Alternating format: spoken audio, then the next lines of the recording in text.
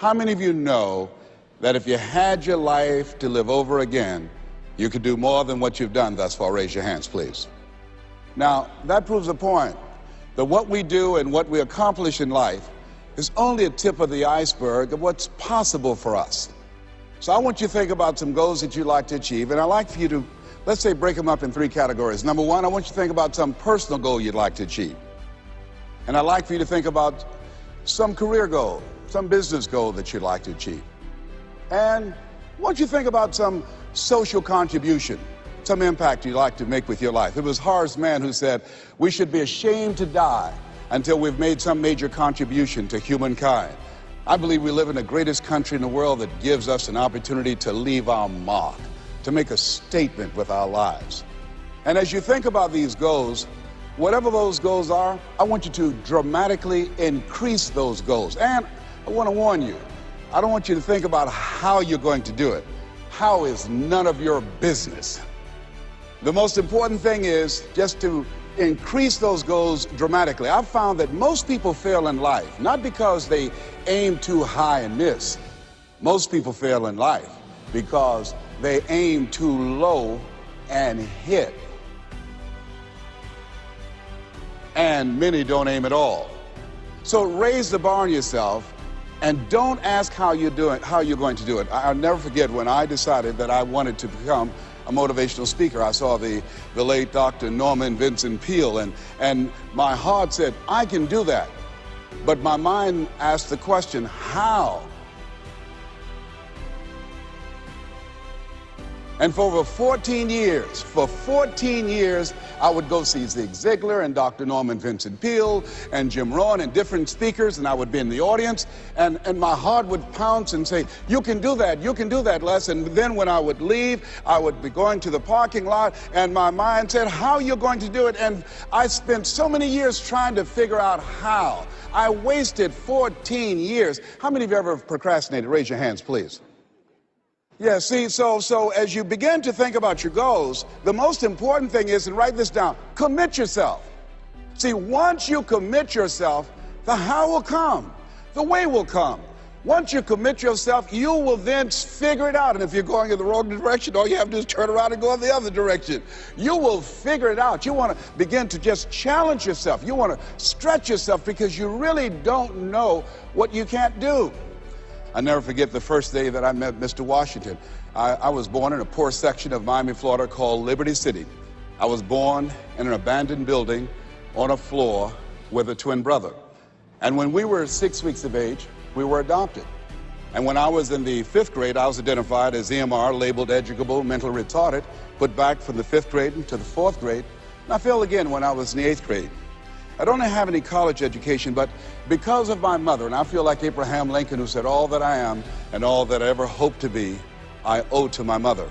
I saw a sign once that said that God took me from my biological mother's womb and placed me in the heart of my adopted mother. So my first major goal was to buy my mother a home, to take care of my mother. And I did that, took care of her until she passed at 88. But I'll never forget when I met Mr. Washington. I was in a class waiting on another student, and he came in and he said, young man, go to the board and work this problem out for us. I said, oh, sir, I can't do that. He said, why? I said, I'm not one of your students. He said, look at me. I said, yes, sir. Go to the board and work the problem out anyhow. I said, sir, I can't do what you're asking me to do. He said, why? Sir, because I'm educable mentally retarded, sir. And as the students erupted in laughter, he came from behind his desk, he looked at me and he said, don't you ever say that again. Someone's opinion of you does not have to become your reality. And that was a turning point in my life. On one hand, I was humiliated. But on the other hand, I was liberated. Because he looked at me with the eyes of Goethe, who said, look at a man the way that he is. He only becomes worse. But look at him as if he were what he could be. Then he becomes what he should be. And so Mr. Washington, he challenged me. See, I think that you really have to stretch yourself to discover your stuff. I think that we have to really begin to experiment with life. And I said that you have something special.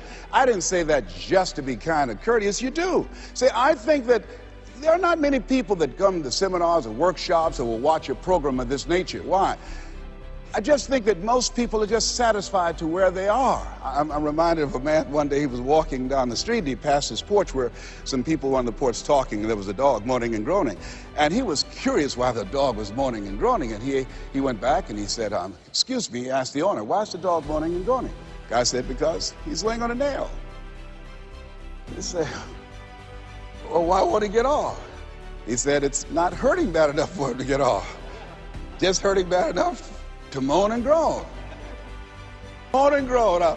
I'm not making enough money. Moan and groan. I'm unhappy with my job. 87% of people go to jobs that they hate. And in addition to that, you know, as we know that we have the dubious distinction in this country that on Monday morning the heart attack rate increases over 35%. On Monday morning between 6 o'clock and 9. People going to jobs that they hate. The heart said, didn't I tell you I didn't want to go? And attack them. Some of you don't want to go to work next Monday. So the thing is this. So you want to find out what resonates with you.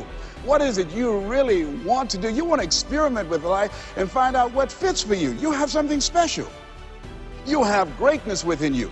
You have the ability to do more than you can ever begin to imagine. See, I believe that anybody through observation and practice can perform at the level of excellence. But when you're pursuing your greatness, and this is worth writing down, you don't know what your limits are, and you act like you don't have any. So I say to you, you have something special. You have greatness within you.